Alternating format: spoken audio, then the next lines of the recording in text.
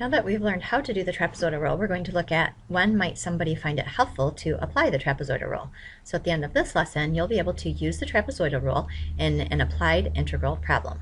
So let's go ahead and take a look here. We're going to use the trapezoidal rule to estimate the number of square meters of land in a lot where x and y are measured in meters as shown in the figure. The land is bounded by a stream and two straight roads that meet at right angles. Okay, so if you look at this, we can kind of already see the trapezoid set up in there. They already have it separated for us, so I'm actually don't need to do my little chart this time. I'm going to start right into the trapezoidal formula. Since they are going by equal intervals, we can just go ahead. We're going to put a 1/2 on the outside times the height. Well, each of these trapezoids has a height of 10. So we can just put that on the outside. And then each one of these, notice each one of these represents one of those endpoints. So I can go ahead and just use these figures. And we actually will be using the y figures to get answers on these ones because we're looking at actually what is that length. And that is a y value. So the first one is going to be a 75. And then plus, please remember all the middle numbers we have to multiply by 2. So this will be 2 times 81 plus 2 times 84. Plus 2 times 76, plus 2 times 67, plus 2 times 68, plus 2 times 69, plus 2 times 72, plus 2 times 68, plus 2 times 56, plus 2 times 42, plus 2 times 23, plus, and then the last one does not get multiplied by 2, which would be 0. Okay, and if we type that all into our calculator, we should get an answer of 7,435. And since I was trying to find the area of that land, it would be measured in meters. And since it's an area, meters squared. So that would be the area of that lot.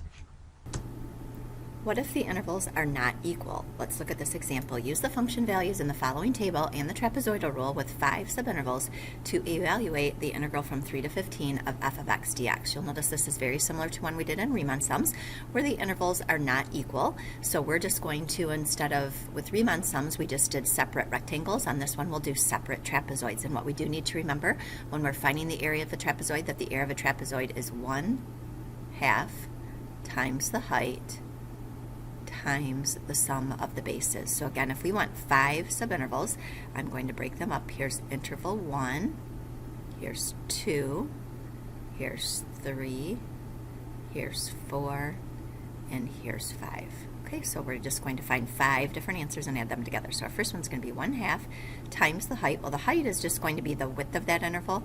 From 3 to 4, the width of that interval is 1. And then we're going to add both bases, so we get to use both numbers. So we'll put 10 plus 9. Okay, and then plus our second interval again is going to be 1/2. The height of this interval, the distance between 4 and 7 is 3, and then times the sum of the bases, so we get to use both of those bases again, and then plus the distance between the 7 and the 9. Let's get started. 1/2 times the height. The distance between 9 and 7 is 2, so our height will be 2. The sum of the bases will be 8 plus 11, and then plus 1/2 times the height between 13 and 9, my distance is 4, so my height will be 4. The sum of the bases will be 11 plus 16. And then our last one will have 1/2 times the height. The distance between 13 and 15 is 2, so our height will be 2. The sum of the bases will be 16 plus 20. Now from here we just get to work it out. 10 plus 9 is 19 times 1/2 is 9.5. And then plus, here we have 1/2 times 3 times 7 times 17. So we're going to have 51. I'm just going to leave this as halves. I think it'll be easier. 51 halves. This is going to be 19 halves. Okay, and then plus 1/2 times 2 just cancel each other out. 8 plus 11 is 19. And then plus 1/2 times 4 is 2. 11 plus 16 is 27. 2 times 27 is 54. And then my last one, 1/2 times 2 is 1. 16 plus 20 is 36. So let's add those together. 19 halves plus 51 halves would be 70 halves, or 35. So I'll have 35 plus 19 plus 54 plus 36, and if you had a calculator you could just figure that out with your calculator, but I don't have mine out, so I'll just do it by hand. Okay, 35 plus 19 will be 54, plus 54 is 108, plus 36 is 144. So hopefully I did my math right. If not, just let me know. So that should be the approximate integral. So hopefully now you can use the trapezoidal rule to evaluate an integral.